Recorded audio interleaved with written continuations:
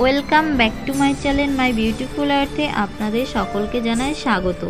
দুর্গাপুজোর সময় আমরা গণেশের সাথে লাল পেড়ে শাড়িতে একটি কলা গাছ দেখে থাকি। অনেকে এটি কলা বউ বা শ্রী গণেশের স্ত্রী হিসাবে বলে থাকেন, কিন্তু এটি আদেও কি একটি শ্রী গণেশের স্ত্রী? শাস্ত্র বলে ভিন্ন কথা। গণেশের স্ত্রীর নাম ঋদ্ধি ও সিদ্ধি। তাহলে কে এই কলা বউ? কি তার মাহাত্ম্য? কলা বউ হিসেবে আমরা যাকে জানি তাকে বলা হয় নবপত্রিকা। এটি স্বয়ং মা দুর্গা, অর্থাৎ গণেশের বউ নয়, মাতা। নবপত্রিকায় আক্ষরিত অর্থ বোঝায় 9টি পাতা, কিন্তু বস্তুত 9টি উদ্ভিদ সংযোগে নবপত্রিকা গঠন করা হয়। এই 9টি উদ্ভিদ মা দুর্গার 9টি শক্তির প্রতীক।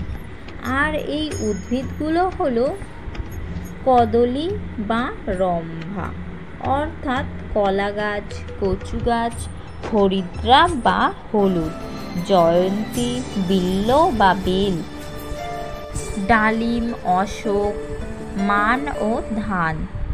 একটা সপত্র কলা গাছের সঙ্গে বাকি গাছ বা তার শাখাগুলিকে হলুদ সুতো দিয়ে বেঁধে এক জোড়া বেল সহ অপরাজিতা লতা দিয়ে জড়ানো হয় মহাসপ্তমীর দিন।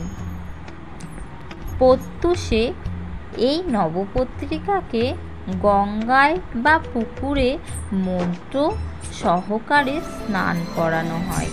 তার সাথে যান মহিলারা উলুধ্বনি ও শাঁখ ধ্বনি দিতে দিতে। ঢাকিরাও যান ঢাক বাজাতে বাজাতে। শাস্ত্র বিধি অনুযায়ী স্নান করানোর পর নবপত্রিকাকে নতুন শাড়ি পরানো হয়। তারপর পূজা মণ্ডপে নিয়ে এসে নবপত্রিকাকে দেবীর ডান দিকে একটি সিংহাসনে স্থাপন করা হয়।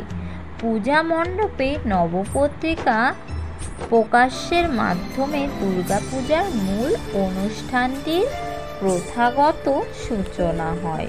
নবপত্রিকা প্রবেশের পর দর্পণে দেবীকে মহাস্নান করানো হয়। এরপর বাকি দিনগুলিতে নবপত্রিকা দেবীর সাথেই পূজিত হতে থাকেন। বিশেষভাবে লক্ষণীয় হল নবপত্রিকা প্রবেশের পূর্বে পত্রিকার সম্মুখে দেবী চামুণ্ডার আহ্বান ও পূজা করা হয়। পত্রিকাস্থ অপর কোনো দেবীকে পৃথকভাবে পূজা করা হয় না। এরপর আলতা পাতা ও সিঁদুর দিয়ে লাল পেড়ে সাদা শাড়ি পরিয়ে মণ্ডপের এক পাশে বা সাধারণত গণেশের পাশে দাঁড় করিয়ে রাখা হয় নবপত্রিকাকে। নবপত্রিকার ওই 9টি গাছের প্রত্যেকটিতে দুর্গার এক একটি রূপ হিসাবে কল্পনা করা হয়। কলা গাছের অধিষ্ঠাত্রী দেবী ব্রাহ্মণী, কচু গাছের অধিষ্ঠাত্রী দেবী কালিকা, হরিদ্রা গাছের অধিষ্ঠাত্রী দেবী উমা, জয়ন্তী গাছের অধিষ্ঠাত্রী দেবী কৃত্তিকী, বিল্ব গাছের অধিষ্ঠাত্রী দেবী শিবা, দারিম্ব গাছের অধিষ্ঠাত্রী দেবী রক্তদন্তিকা, অশোক গাছের অধিষ্ঠাত্রী দেবী শক্রহিতা, মান গাছের অধিষ্ঠাত্রী দেবী চামুণ্ডা, ধান গাছের অধিষ্ঠাত্রী দেবী লক্ষ্মী। কিন্তু নবপত্রিকা কিভাবে মিশে গেল দুর্গাপূজার সাথে তা নিয়ে পণ্ডিতগণের রয়েছে নানা মত। মার্কণ্ডেয় পুরাণে নবপত্রিকা পূজার বিধান নেই। দেবী ভাগবতে নবদুর্গার উল্লেখ থাকলেও নবপত্রিকার কোনো উল্লেখ নেই। কালিকা পুরাণে এই নিয়ম না থাকলেও সপ্তমীতে পত্রিকা পূজার কথা আছে, তবে কৃত্তিবাসী রামায়ণে এর উল্লেখ পাওয়া যায়।